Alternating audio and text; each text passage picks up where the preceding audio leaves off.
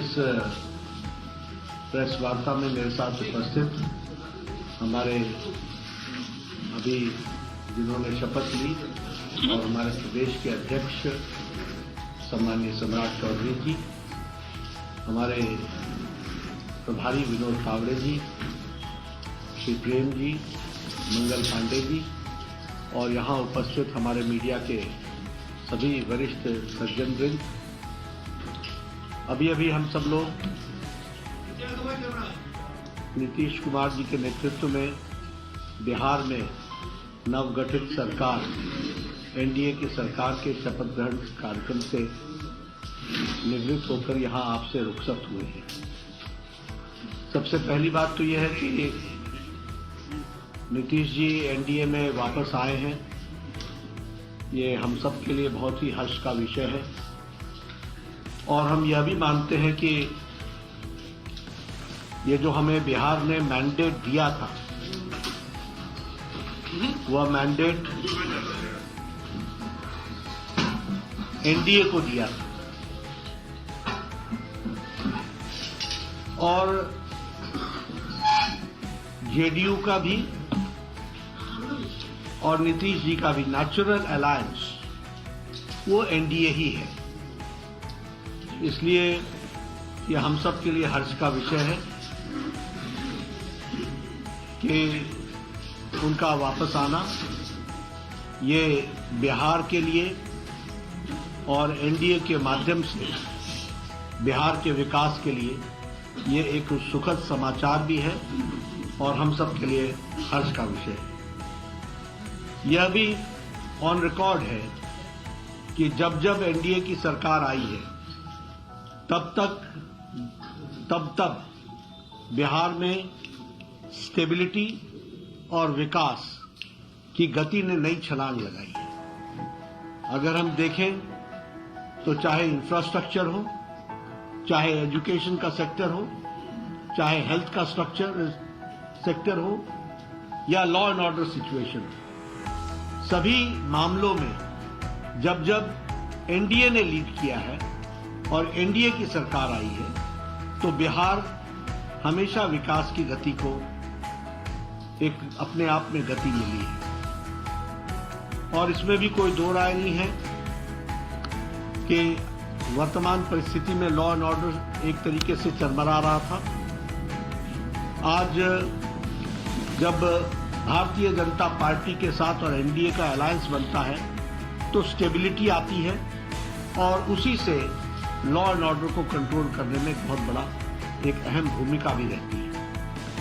प्रधानमंत्री मोदी जी के नेतृत्व में अब ये डबल इंजन की सरकार में उन्होंने जो निश्चय लिया है उसके बहुत ही अच्छे प्रमाण और अच्छे प्रभाव बिहार के दृष्टि से होगा, ऐसा हमारा विश्वास है। साथ ही साथ प्रधानमंत्री मोदी जी के नेतृत्व में आने वाले समय में बिहार लोकसभा में स्वीप करेगा और एनडीए स्वीप करेगा और विधानसभा के चुनाव में भी एनडीए की सरकार बनना निश्चित रहेगा, ये हम महसूस करते हैं। जहां तक इंडिया अलायंस का सवाल है,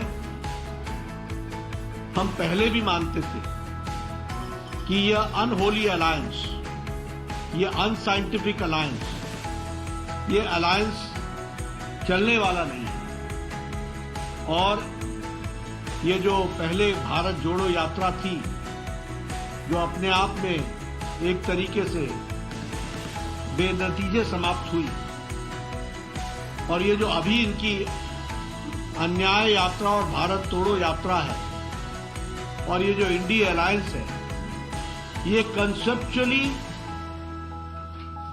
फेल कर चुका है।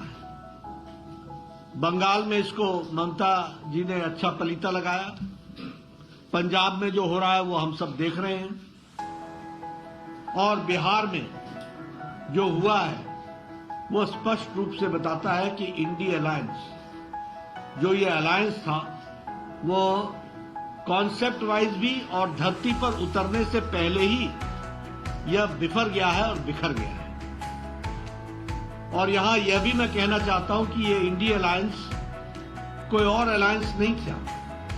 ये अलायंस परिवार बचाओ अलायंस, ये अलायंस प्रॉपर्टी बचाओ अलायंस है। ये अलायंस जिन लोगों ने भ्रष्टाचार किया है उनका जमावड़ा है, और ये अलायंस तुष्टीकरण को बढ़ावा देने वाला अलायंस है।